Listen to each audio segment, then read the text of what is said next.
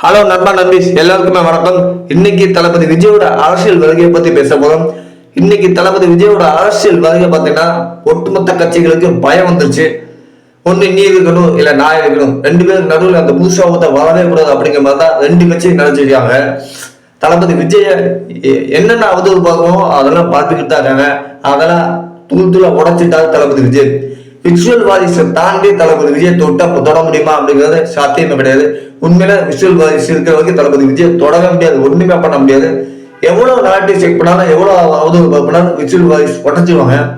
தளபதி விஜயோட அரசியல் பாத்தீங்கன்னா இன்னைக்கு ஒட்டுமொத்த இளைஞர்களுக்குமே ஒரு மாற்றத்தை உண்டாயிருக்குன்னு சொல்லலாம். ஏன்னா இன்னைக்கு அரசியல் பேசாத இளைஞர்கள் யாருமே இல்லை, எல்லாருமே பேச ஆரம்பிச்சு. சின்ன பசங்களை வயசான வரைக்கும் அரசியல் பேச ஆரம்பிச்சிட்டாங்க. அதுக்கு காரணமே தளபதி விஜய் தான். அடுத்த தலைமையில கூட அரசியல் பேச ஆரம்பிச்சிட்டாங்க. ஒரு சின்ன பையன் கூட பேசுறான், 5000 இருந்து போட்டாங்க எல்லாத்துக்குமே ஓட்டு காட்டுதான், இன்னைக்கு விஜய் மாற்றத்தை கொடுப்பா அப்படின்னு அந்த சின்ன பையன் சொல்றான்.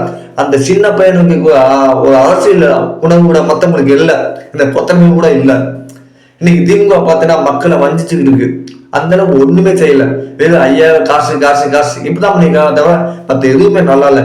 இன்னைக்கு களத்துல தமிழக வெட்டிகளை பார்த்தீங்கன்னா எல்லாருமே மக்களை சந்திக்கிறாங்க. மக்களுக்கு என்னென்ன பிரச்சனை என்னென்ன தேவையோ அதெல்லாம் செய்யறாங்க, நேரில் போய் செய்யறாங்க. களத்துல தமிழக வெட்டுக்களை மட்டும்தான் இருக்கு, மத்த யாருமே இல்லை.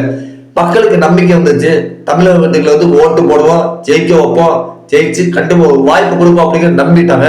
தளபதி விஜய் நம்புறாங்க, தளபதி விஜய் மக்களை நம்புறாங்க.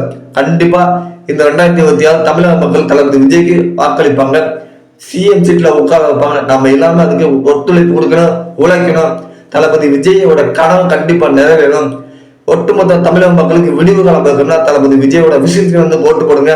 கண்டிப்பா தமிழக வெற்றிகளோ ஒரு தாக்கத்தை